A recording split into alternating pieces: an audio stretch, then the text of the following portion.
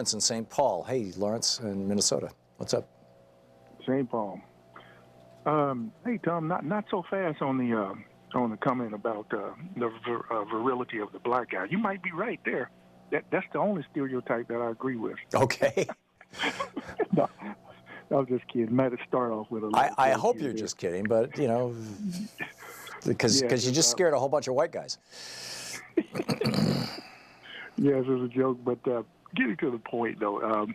Here's the thing, and you've laid this out perfectly, and your listeners, they've done a great job of adding to your theories.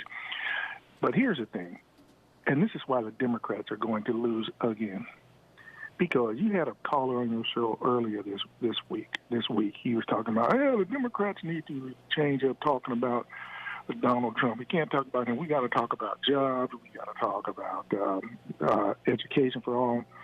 And respectfully, this guy is totally off base. That's not going to win, because what's going to win is that we finally sit down as Americans and say, you know what, we got a problem with race, and the Democrats need to be the first to try to solve the problem of race in this country. Yeah.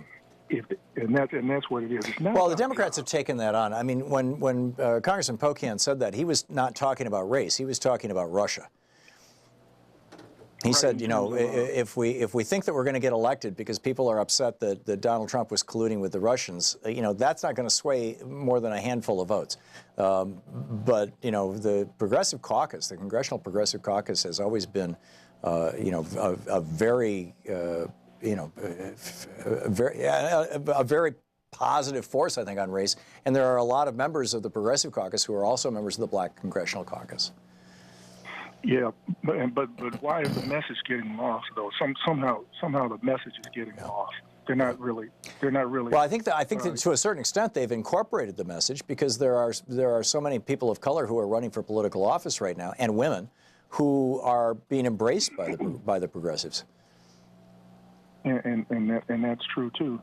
But don't you think we need to just sit down and kind of just have a salient discussion about this issue? And that's the only way we're going to solve it. And the first place we need to start is a couple of callers ago, he said, what are whites so afraid of? And here it is. They are afraid, like any human. Let's go away from they're human species. They're afraid of losing their privilege. That's a human condition. In other words, you're afraid of something new. So Democrats have to address that. White people, don't be afraid to lose something. You're not losing anything. Everybody's just being equal. Yeah. And that's what we need to address. You're gaining a society that works, but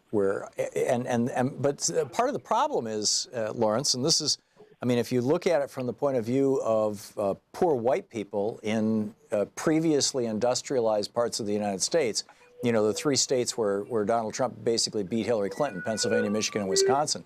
If you look at those states and you look at the poor whites, because of deindustrialization, because Reaganism brought with it a very specific policy of moving our jobs to China. Arguably, Richard Nixon started that. He opened us to China. Because of that, you've got people who have been put into a condition, into a circumstance where they feel competitive. It's like on an airplane trip. You know, if people get upset because somebody moves their seat back, well, that's not because, you know, they shouldn't. They're upset with the wrong person. They shouldn't be upset with the guy who moved his seat back in front of them. And I fly a lot, so I see this. They should be upset with the damn airline that put the seats so close together that when somebody moves their seat back, you get in somebody's face. So it's not black people or brown people are going to take your job. It's that a whole bunch of rich white people moved your job to China. And that's exactly right. So how can the Democrats make that message that you just accentuated right there? How can we make that come home and make it very virulent to the masses? Yeah. Well, it's going to be a challenge, Lawrence, because by and large, white people are uncomfortable talking about race, and largely uninformed about race. And some of that discomfort is, and I'll cop to this myself, you know, early on doing this program, is that white people don't know how to talk about race. They don't know where to begin. They don't want to sound like idiots. They don't want to sound like racists. Most, I would say, white people, even if they are racist, they don't want to sound like it. So they don't want it.